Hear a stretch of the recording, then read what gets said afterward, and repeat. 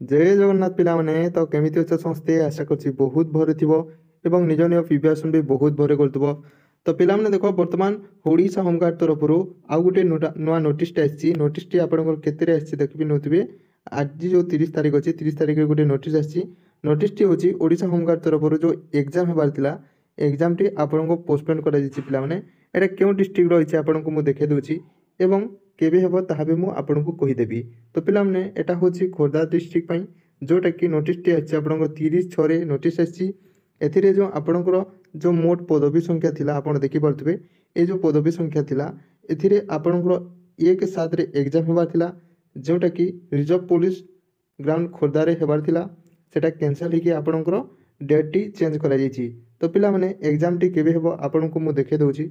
Exam T हेबार जो अछि देखो गृह रक्षी लिखित परीक्षा पई आगामी निर्धारित तारीख पुनर्बार विज्ञापन द्वारा जणाई दिया जिवो। तो पिला माने जो डेट आसीबो ता नोटिस रे आपनको मिली जिवो हैला। तो जो माने एग्जाम में प्रिपरेशन करथो तुमको आउ किछि दिन टाइम मिली जायछि तो भलो भाबरे आपण प्रिपरेशन करंतु। आपनको एग्जाम पे चिंता करंतुनी आपनको प्रिपरेशन को आउ भलो भाबरे ध्यान देंतु। तो पिला माने जेबे आसी जिवो डेट नुआ मु आपनको इन्फॉर्म कर देबी। तो पिला माने रहिली धन्यवाद।